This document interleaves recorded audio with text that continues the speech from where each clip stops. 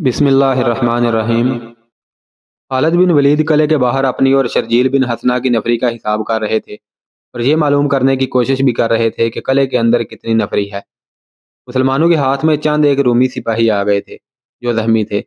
خالد بن ولید رضی اللہ تعالیٰ عنہ کے لشکر کے آ جانے سے مسلمانوں کی نفری 13,000 کے قریب ہو گئی تھی، لیکن رومیوں، غسانیوں اور عیسائیوں کی تعداد دگنی سے بھی زیادہ تھی۔ کیا تم بھی ڈر کر بھاگ آئے ہو؟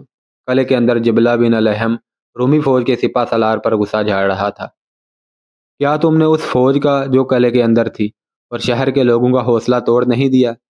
نہیں، رومی سالار نے کہا، میں مسلمانوں پر باہر نکل کر حملہ کر رہا ہوں۔ اگر میں مسلمانوں کے عقب میں گئے ہوئے دستوں کو پیچھے نہ ہٹا لیتا تو ان کے عقب سے مسلمان سالار انہیں بری طرح کاٹ دیتے۔ مجھے ان کی نفری کا اندازہ نہیں تھا۔ میں صرف ایک دن انتظار کروں گا، ہو سکتا ہے کہ ان کی مزید فوج آ رہی ہو، میں انہیں آرام کرنے کی مہلت نہیں دوں گا۔ پھر انہیں قلعے کا محاصرہ کر لینے دو، جبلہ نے کہا، انہیں قلعے کے ارد گرد پھیل جانے دو۔ پھر تم قلعے سے اتنی تیزی سے نکلنا کہ انہیں اپنے دستے اکٹھے کر لینے کی مہلت نہ ملے، اور شہر میں اعلان کر دو کہ گھبرانے کی کوئی وجہ نہیں، دشمن کو قلعے کے باہر ہی ختم کر دیا جائے گا۔ قلعے کے اندر ہڑبونگ بپا تھی، شہریوں میں بھگدڑ اور افراتفری مچی ہوئی تھی۔ رومی فوج کا باہر جا کر لڑنا اور اندر آ جانا شہریوں کے لیے دہشت ناک تھا۔ مسلمان فوج کی ڈراؤنی سی باتیں تو شہر میں پہلے ہی پہنچی ہوئی تھی۔ مورخوں کے مطابق رومیوں نے یہ سوچا تھا کہ مسلمانوں کو آرام کی مہلت ہی نہ دی جائے، لیکن انہیں معلوم نہ تھا کہ مسلمان آرام کرنے کے عادی ہی نہیں۔ انہیں اتنی ہی مہلت کی ضرورت تھی کہ زخمیوں کو سنبھال لیں اور شہیدوں کی لاشیں دفن کر لیں۔ اگلے روز کا سورج طلوع ہونے تک رومی فوج قلعے سے باہر آ گئی اور دروازے بند ہو گئے۔ خالد بن ولید رضی اللہ تعالیٰ عنہ نے اپنے لشکر کو جنگی ترتیب میں کر لیا۔ قلعے کے باہر میدان کھلا تھا۔ خالد بن ولید رضی اللہ تعالیٰ عنہ نے حسب معمول اپنے لشکر کو 3 حصوں میں تقسیم کر دیا۔ قلب کی کمان اپنے پاس رکھی۔ اب چونکہ انہیں شرجیل کے 4,000 مجاہدین مل جانے سے ان کے پاس نفری کچھ زیادہ ہو گئی تھی، اس لیے انہوں نے قلب کو محفوظ کرنے کے لیے ایک دستہ قلب کے آگے رکھا۔ اس دستے کی کمان خلیفۃ المسلمین ابو بکر صدیق رضی اللہ تعالیٰ عنہ کے بیٹے عبد الرحمن بن ابو بکر کے پاس تھی۔ ایک پہلو کے دستوں کے سالار رافع بن عمیرہ اور دوسرے پہلو کے سالار درار بن ازور تھے۔ جنگ کا آغاز مسلمانوں کے نعرہ تکبیر سے ہوا۔ رومی سپہ سالار اپنے قلب کے آگے آگے آ رہا تھا۔ عبد الرحمن بن ابو بکر جوان تھے۔ خالد بن ولید رضی اللہ تعالیٰ عنہ نے جو ہی ان کے دستے کو آگے بڑھنے کا حکم دیا، عبد الرحمن سیدھے رومی سالار کی طرف گئے۔ لڑائی شروع ہونے سے پہلے ہی ان کی نظریں اس رومی سالار پر لگی ہوئی تھیں۔ عبد الرحمن نے گھوڑے کو ایڑ لگائی اور تلوار سونت کر اس کی طرف گئے، مگر اس کی طرف گئے تو وہ بڑی پھرتی سے آگے سے ہٹ گیا۔ عبد الرحمن آگے نکل گئے۔ رومی سالار نے گھوڑا موڑا اور عبد الرحمن کے پیچھے گیا۔ عبد الرحمن نے گھوڑا موڑتے موڑتے دیکھ لیا، رومی نے وار کر دیا جو عبد الرحمن بچا گئے۔ تلوار کا زناٹا ان کے سر کے قریب سے گزرا۔ اب عبد الرحمن اس کے پیچھے تھے۔ رومی گھوڑا موڑ رہا تھا۔ عبد الرحمن نے تلوار کا زوردار وار کیا، جس سے رومی تو بچ گیا تھا، لیکن اس کے گھوڑے کی زین کا تنگ کٹ گیا اور ضرب گھوڑے کو بھی لگی۔ گھوڑے کا خون پھوٹ آیا اور وہ رومی کے قابو سے نکلنے لگا۔ رومی تجربہ کار جنگجو تھا۔ اس نے بڑی مہارت سے گھوڑے کو قابو میں رکھا اور اس نے وار بھی کیے۔ عبد الرحمن رضی اللہ تعالیٰ عنہ نے ہر وار بچایا اور انہوں نے قابو میں کھڑے ہو کر وار کیے تو رومی گھبرا گیا۔ اس کی آہنی ہود اور زیرہ نے اسے بچا لیا، لیکن اپنی ایک ٹانگ کو نہ بچا سکا۔ گھٹنے کے اوپر سے اس کی ٹانگ زخمی ہو گئی۔ تابڑ توڑ وار اسے مجبور کرنے لگے کہ وہ بھاگے، اور وہ بھاگ اٹھا۔ اسے اپنی جان کا غم تھا یا نہیں، اسے یہ خطرہ نظر آ رہا تھا کہ وہ گر پڑا تو اس کا سارا لشکر بھاگ اٹھے گا۔ یہ سوچ کر وہ اپنے لشکر میں غائب ہونے کی کوشش کرنے لگا۔ عبد الرحمن اس کے تعاقب سے نہ ہٹے۔ وہ ان کے ہاتھ تو نہ آیا، لیکن اپنے لشکر کی نظروں سے بھی اوجھل ہو گیا۔ خالد بن ولید رضی اللہ تعالیٰ عنہ نے رومیوں پر اس طرح حملہ کیا کہ سالار رافع بن عمیرہ اور سالار درار بن ازور کو حکم دیا کہ وہ باہر ہو کر رومیوں پر دائیں اور بائیں سے تیز اور شدید حملہ بولیں۔ مجاہدین شدید کا مطلب سمجھتے تھے۔ مورخوں کی تحریروں کے مطابق یہ حملہ اتنا تیز اور اتنا سخت تھا جیسے مجاہدین تازہ دم ہوں اور ان کی تعداد دشمن سے دگنی ہو۔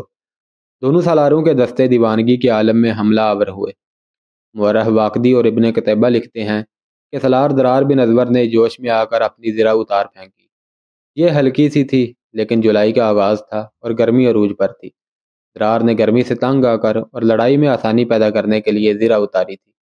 انہوں نے اپنے دستوں کو حملے کا حکم دیا۔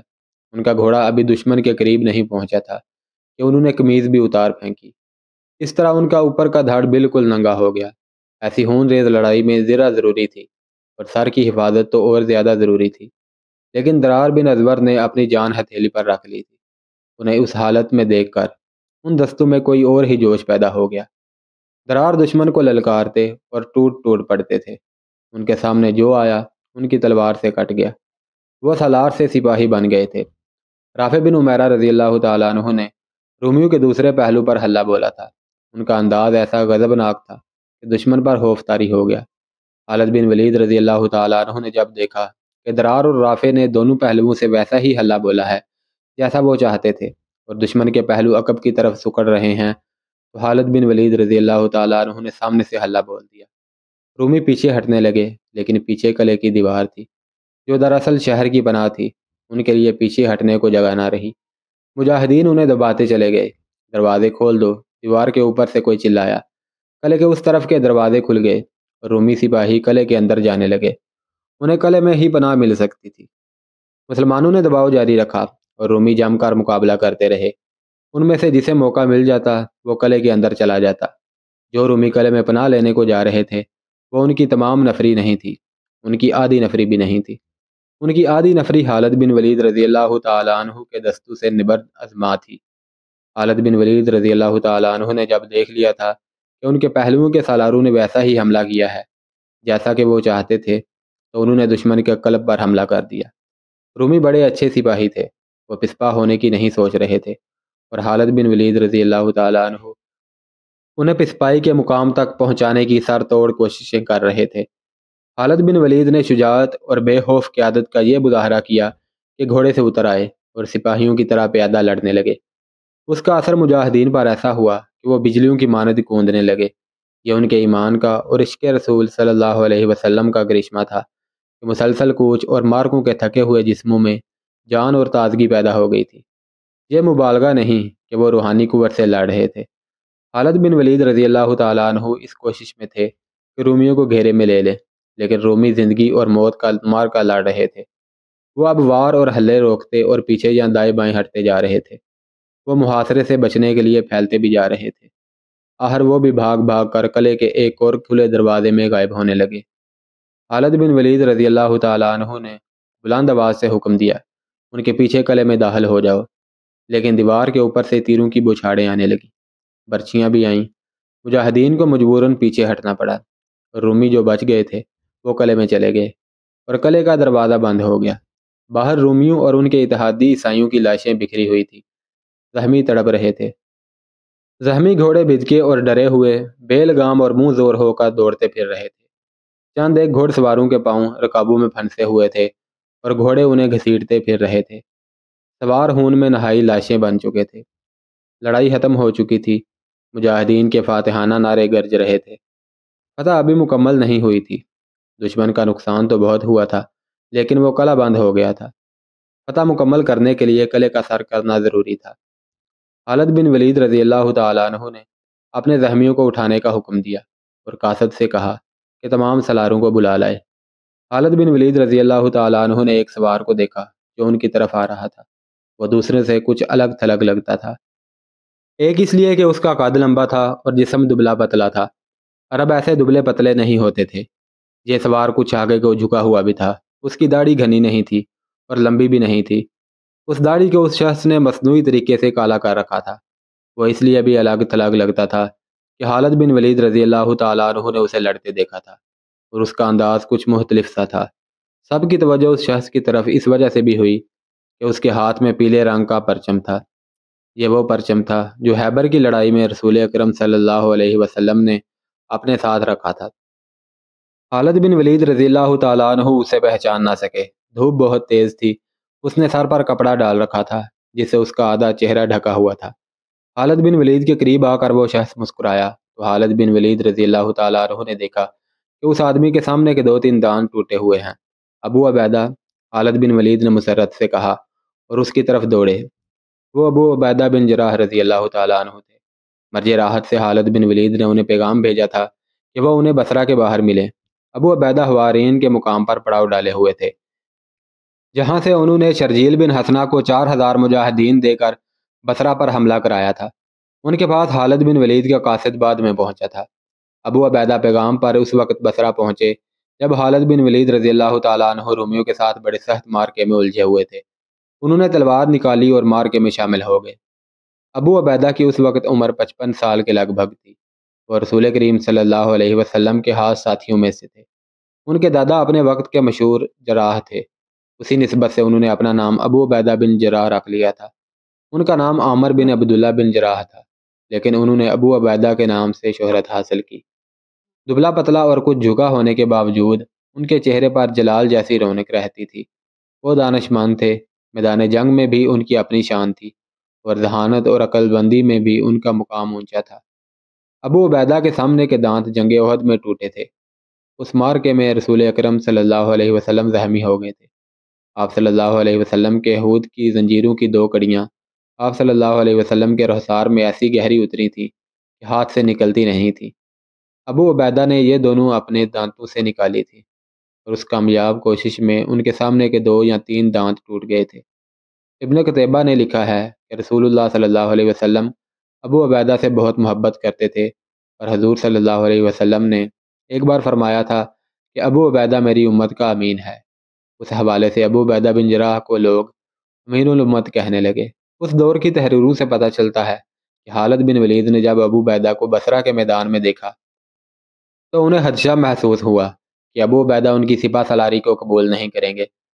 گو خلیفۃ المسلمین نے ابو عبیدہ کو تحریری حکم بھیجا تھا کہ جب خالد بن ولید شام کے محاذ پر پہنچ جائیں تو تمام لشکر کے سالار اعلیٰ خالد بن ولید ہوں گے۔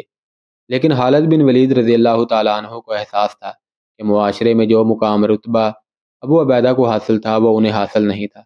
خالد بن ولید خود بھی ابو عبیدہ کا بہت احترام کرتے تھے۔ یہ احترام ہی تھا کہ بصرہ کے میدان جنگ میں خالد بن ولید رضی اللہ تعالیٰ عنہ نے انہیں اپنی طرف آتے دیکھا تو خالد بن ولید دوڑ کر ان تک پہنچے۔ ابو عبیدہ گھوڑے سے اترنے لگے۔ نہیں ابن عبداللہ، خالد بن ولید نے ابو عبیدہ سے کہا، گھوڑے سے مت اتر، میں اس قابل نہیں ہوں کہ امین الامت میرے لیے گھوڑے سے اترے۔ ابو عبیدہ گھوڑے پر سوار رہے اور جھک کر دونوں ہاتھ خالد بن ولید رضی اللہ تعالیٰ عنہ کی طرف بڑھائے۔ خالد بن ولید نے احترام سے مصافحہ کیا۔ ابو سلیمان، ابو عبیدہ نے خالد بن ولید سے کہا، امیر المؤمنین کا پیغام مجھے مل گیا تھا جس میں انہوں نے تمہیں ہم سب کا سالار اعلیٰ مقرر کیا ہے۔ میں اس بات پر بہت خوش ہوں۔ کوئی شک نہیں کہ جنگ کے معاملات میں جتنی عقل تجھ میں ہے وہ مجھ میں نہیں۔ خدا کی قسم ابن عبداللہ، خالد بن ولید رضی اللہ تعالیٰ عنہ نے کہا، امیر المؤمنین کے حکم کی تعمیل مجھ پر فرض ہے، ورنہ میں تم پر سپہ سالار کبھی نہ بنتا۔ رتبہ جو تمہیں حاصل ہے وہ مجھے نہیں۔ ایسی بات نہ کر ابو سلمان، ابو عبیدہ نے کہا، ابو بکر صدیق نے بالکل صحیح فیصلہ کیا ہے۔ میں تیرے ماتحت ہوں، تیرے حکم پر آیا ہوں۔ اللہ تجھے غسانیوں اور رومیوں پر فتح عطا فرمائے۔ خالد بن ولید رضی اللہ تعالیٰ عنہ نے بصرہ کو محاصرے میں لینے کا حکم دیا۔ رومیوں اور عیسائیوں کی لاشیں جہاں پڑی تھی وہیں پڑی رہیں، اوپر گدوں کے گول اڑ رہے تھے اور درختوں پر اتر رہے تھے۔ مجاہدین اپنے شہیدوں کی لاشیں اٹھا رہے تھے، ان کی تعداد 130 تھی۔ خالد بن ولید رضی اللہ تعالیٰ عنہ نے شہر پناہ کے ارد گرد گھوڑا دوڑا کر جائزہ لیا کہ دیوار کہیں سے توڑی جا سکتی ہے یا نہیں۔ دیوار کے اوپر سے تیر آ رہے تھے، لیکن مسلمان ان کی زد سے دور تھے۔ قلعے کے اندر مایوسی چھائی ہوئی تھی۔ جبلہ بن الہم اور رومی سپہ سالار خاموشی سے ایک دوسرے کا منہ دیکھ رہے تھے۔ کیا تم بالکل ہمت ہار بیٹھے ہو؟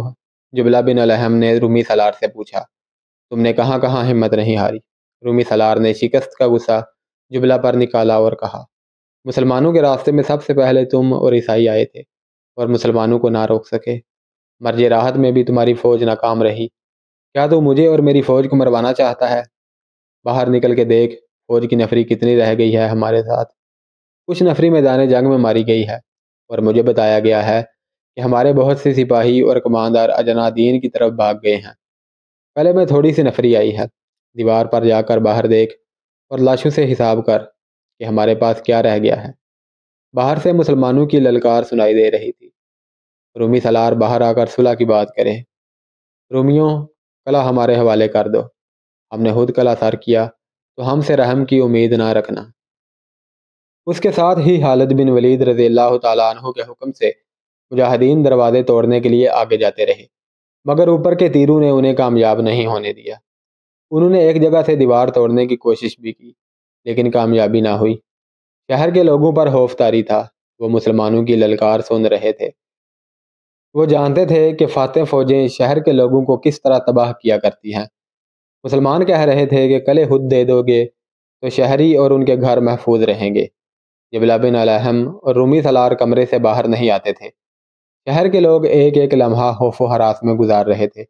وہ تنگ آ کر جبلہ کے محل کے سامنے اکٹھے ہو گئے۔ مسلمانوں سے صلح کر لو، وہ کہہ رہے تھے، ہمیں بچاؤ، قلعہ انہیں دے دو، ہمارا قتل عام نہ کراؤ۔ جبلہ اور رومی سالار نے 3-4 دنوں تک کوئی فیصلہ نہ کیا۔ خالد بن ولید رضی اللہ تعالیٰ عنہ نے محاصرے کے بہانے اپنے لشکر کو آرام کی مہلت دے دی۔ انہوں نے شہیدوں کا جنازہ پڑھ کر اسے دفن کر دیا۔ آخر ایک روز قلعے پر سفید جھنڈا نظر آیا۔ قلعے کا دروازہ کھلا اور رومی سالار باہر آیا۔ اس نے صلح کی بھیک مانگی۔ خالد بن ولید رضی اللہ تعالیٰ عنہ نے ان پر یہ شرط عائد کی کہ وہ جزیہ ادا کریں۔ رومی سالار نے قلعہ خالد بن ولید رضی اللہ تعالیٰ عنہ کے حوالے کر دیا۔ یہ جولائی 634 عیسوی جمادی الاول کا وسط تھا۔ رومی اور غسانی قلعے سے نکلنے لگے۔ شرجیل بن حسنہ نے دیکھا کہ رومی سپاہی اجنا دین کی طرف بھاگ رہے تھے۔ شرجیل نے اپنا ایک جاسوس اجنا دین بھیج دیا۔ اس جاسوس نے آ کر اطلاع دی کہ رومی فوج اجنا دین میں جمع ہو رہی ہے اور توقع ہے کہ وہاں 90,000 فوج تیار ہو جائے گی۔ ہماری اگلی منزل اجنا دین ہوگی، خالد بن ولید رضی اللہ تعالیٰ عنہ نے کہا۔ نپولین ان جرنیلوں میں سے تھا جنہوں نے اپنے اپنے دور میں تاریخ کا پانسا پلٹا اور کرۂ ارض کو ہلا دیا تھا۔ فرانس کے تاریخ ساز جرنیل نپولین نے خالد بن ولید کے متعلق کہا تھا، اگر مسلمانوں کی فوج کا سپہ سالار کوئی اور ہوتا تو یہ فوج اجنا دین کی طرف پیش قدمی ہی نہ کرتی۔ نپولین کا دور خالد بن ولید کے دور کے تقریباً 1200 سال بعد کا تھا۔ تاریخ کے اس نامور جرنیل نے ان کی کامیابیوں اور ناکامیوں کا اور ان کی فوجوں کی کیفیت اور کارکردگی کا گہرا مطالعہ کیا تھا۔ جولائی 634 عیسوی میں بصرہ کی فتح کے بعد خالد بن ولید اپنی فوج کو اجنا دین کی طرف پیش قدمی کا جو حکم دیا تھا وہ مسلمانوں کی فوج کی جسمانی کیفیت اور تعداد کے بالکل خلاف تھا۔ انہیں جاسوس نے صحیح رپورٹ دی تھی کہ اجنا دین میں رومیوں نے جو فوج مسلمانوں کو کچلنے کے لیے اکٹھی کر رکھی ہے اس کی تعداد 90,000 سے زیادہ ہو سکتی ہے، کم نہیں۔ یہ فوج تازہ دم تھی۔ اس کے مقابلے میں مسلمانوں کی تعداد 30,000 کے لگ بھگ تھی اور یہ فوج مسلسل لڑتی چلی جاتی تھی۔ صرف بصرہ کی لڑائی میں 130 مجاہدین شہید اور بہت سے زخمی ہوئے تھے۔ یہاں موضوع معلوم ہوتا ہے کہ اس دور کی اسلامی فوج کے متعلق کچھ تفصیل پیش کی جائے۔ اسلامی فوج کی کوئی وردی نہیں تھی۔ جس کسی کو جیسے کپڑے میسر آتے تھے وہ پہن لیتا تھا۔ ایسا تو اکثر دیکھنے میں آتا تھا کہ کئی سپاہیوں نے بڑی قیمتی کپڑے پہن رکھے ہیں اور سالار، نائب سالار وغیرہ بالکل معمولی لباس میں ہیں۔ وجہ یہ تھی کہ سپاہی مال غنیمت میں ملے ہوئے کپڑے پہن لیتے تھے۔ اسلامی فوج کی ایک خوبی یہ تھی کہ سالاروں، کمانداروں یعنی افسروں کا کوئی امتیازی نشان نہ تھا۔ افسری کا یہ تصور تھا ہی نہیں جو آج کل ہے۔ بعض قبیلوں کے سردار سپاہی تھے اور انہی قبیلوں کے بعض ادنا سے آدمی کماندار تھے۔ عہدے اور ترقیاں نہیں تھیں۔ آج ایک آدمی جذبے کے تحت فوج میں سپاہی کی حیثیت سے شامل ہوا ہے تو 1-2 روز بعد وہ ایک دستے کا کماندار بن گیا ہے۔ جذبہ اور جنگی اہلیت دیکھی جاتی تھی۔ ایسے بھی ہوتا تھا کہ ایک مارکے کا افسر اگلے مارکے میں سپاہی ہو۔ اسلام کی تعلیمات کے مطابق افسری اور ماتحتی کا تصور کچھ اور تھا۔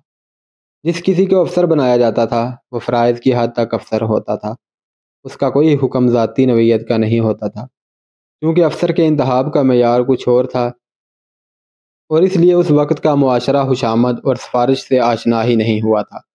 اتنی وسیع اسلامی سلطنت کا زوال اس وقت شروع ہوا تھا جب مسلمان افسر اور ماتحت میں تقسیم ہو گئے تھے اور حاکموں نے ماتحتوں کو محکوم سمجھنا شروع کر دیا تھا اور وہ حشامت پسند ہو گئے تھے۔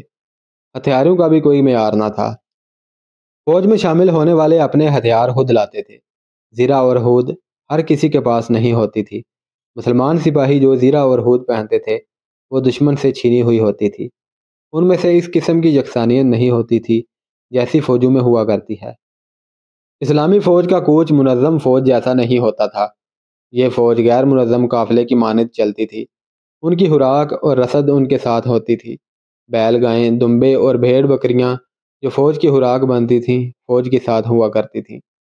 رسد کا باقاعدہ انتظام بہت بعد میں کیا گیا تھا۔ گھوڑ سوار کوچ کے وقت پیدل چلا کرتے تھے تاکہ گھوڑے سواروں کے وزن سے تھک نہ جائیں۔ سامان اونٹوں پر لدا ہوتا تھا، عورتیں اور بچے ساتھ ہوتے تھے، انہیں اونٹوں پر سوار کرایا جاتا تھا۔ اس وقت کی اسلامی فوج کو دیکھ کر کوئی نہیں کہہ سکتا تھا کہ یہ فوج ہے، اس کو قافلہ سمجھا جاتا تھا، لیکن اس فوج کی ایک تنظیم تھی۔ آگے ہراول دستہ ہوتا تھا جسے اپنے فرائض اور ذمہ داریوں کا پورا احساس ہوتا تھا۔ اس کے پیچھے فوج کا ایک بڑا حصہ، اس کے پیچھے عورتیں اور بچے، اور اس کے پیچھے عقب کی حفاظت کے لیے ایک دستہ ہوتا تھا۔ اسی طرح پہلووں کی حفاظت کا بھی انتظام ہوتا تھا۔ یہ فوج عموماً دشوار راستہ اختیار کیا کرتی تھی۔ اس سے ایک فائدہ یہ ہوتا تھا کہ منزل تک کا راستہ چھوٹا ہو جاتا تھا، دوسرا فائدہ یہ کہ راستے میں دشمن کے حملے کا خطرہ نہیں رہتا تھا۔ اگر دشمن حملہ کر بھی دیتا تو اسلامی فوج فوراً علاقے کی دشواریوں یعنی نشیب و فراز وغیرہ میں روپوش ہو جاتی تھی۔ دشمن ایسے علاقے میں لڑنے کی جرت نہیں کرتا تھا۔ جولائی 634 عیسوی کے آخری ہفتے میں خالد بن ولید کی فوج اسی طرح اجنا دین کی طرف پیش قدمی کر رہی تھی۔ پہلے سنایا جا چکا ہے کہ مدینہ کی فوج کے 4 حصے مختلف مقامات پر تھے۔ خالد بن ولید رضی اللہ تعالیٰ عنہ نے ان کے سالاروں کو پیغام بھیجے تھے کہ سب اجنا دین پہنچ جائیں۔ خالد بن ولید نے بصرہ پر قبضہ کر لیا تھا۔ رومیوں اور غسانیوں کے لیے یہ چوٹ معمولی نہیں تھی۔ بصرہ شام کا بڑا اہم شہر تھا، یہ مسلمانوں کا اڈہ بن گیا تھا۔ سب سے بڑا نقصان رومیوں کو یہ ہوا تھا کہ لوگوں پر اور ان کی فوج پر مسلمانوں کی دھاک بیٹھ گئی تھی۔ مسلمانوں نے بصرہ تک شکستیں دی تھی، کبھی بھی شکست نہیں کھائی تھی۔ کہیں ایک سالار کو پسپا ہونا پڑا تو فوراً دوسرے سالار نے شکست کو فتح میں بدل دیا۔ کیسر روم کی تو نیندیں خراب ہو گئی تھیں۔ خالد بن ولید نے جب بصرہ کو محاصرے میں لے رکھا تھا اور صورتحال بتا رہی تھی کہ بصرہ رومیوں کے ہاتھ سے جا رہا ہے، تو شہنشاہ ہرقل رومی نے ہمس کے حاکم وردان کو ایک پیغام بھیجا تھا: کیا تم شراب میں ڈوب گئے ہو، یا تم ان عورتوں جیسی عورت بن گئے ہو جن کے ساتھ تمہاری راتیں گزرتی ہیں؟ اور اس میں کوئی شک نہیں کہ تمہارا دن اونگتے گزرتا ہے۔ کیا ہے ان مسلمانوں کے پاس جو تمہارے پاس نہیں؟ اگر میں کہوں کہ کیسر روم کی ذلت کے ذمہ دار تم جیسے حاکم ہیں تو کیا جواب دو گے؟ تم شاید یہ بھی نہیں سوچ رہے کہ مسلمانوں کی اتنی تیز پیش قدمی اور فتح پہ فتح حاصل کرتے چلے آنے کو کس طرح روکا جا سکتا ہے؟ کیا تمہاری تلواروں کو زنگ نے کھا لیا ہے؟ کیا تمہارے گھوڑے مر گئے ہیں؟ لوگوں کو تم بتاتے کیوں نہیں کہ مسلمان تمہارے مال و مواد لوٹ لیں گے، تمہاری بیٹیوں کو، تمہاری بیویوں کو اور تمہاری بہنوں کو اپنے قبضے میں لے لیں گے؟ مجھے بتایا گیا ہے کہ مسلمانوں کی تعداد 30,000 سے ذرا کم ہے یا زیادہ ہے۔ تم زیادہ سے زیادہ فوج اکٹھی کرو اور اجنا دین کے علاقے میں پہنچ جاؤ۔ محاذ کو اتنا پھیلا دو کہ مسلمان اس کے مطابق پھیلیں تو ان کی حالت کچے دھاگے کی سی ہو جائے۔ انہیں اپنی تعداد میں جذب کر لو، انہیں اپنی تعداد میں گم کر دو۔ رومیوں کی بادشاہی میں ہنگامہ بپا ہو گیا تھا۔ رومیوں اور عیسائیوں کی عبادت گاہوں میں پادریوں اور پروہتوں نے مسلمانوں کے خلاف اشتعال انگیز واز شروع کر دیے تھے۔ وہ کہتے تھے کہ اسلام ان کے مذہبوں کو ہمیشہ کے لیے ختم کر دے گا اور انہیں مجبوراً اسلام قبول کرنا پڑے گا، اور یہ ایسا گناہ ہوگا جس کی سزا بڑی بھیانک ہوگی۔ رومیوں کی فوج ایک منظم لشکر تھا۔ ان کے پاس گھوڑوں کی تعداد زیادہ تھی اور ان کے پاس گاڑیاں بھی تھیں جو گھوڑے اور بیل کھینچتے تھے۔ رسد کا انتظام بہت اچھا تھا۔ عبادت گاہوں میں لوگوں نے آواز سنے تو وہ فوج میں شامل ہونے لگے۔ اس طرح ان کی فوج کی تعداد بڑھ گئی۔ ہمس کا حاکم وردان جب فوج کے ساتھ اجنا دین کو روانہ ہوا، اس وقت فوج کی تعداد 90,000 تھی۔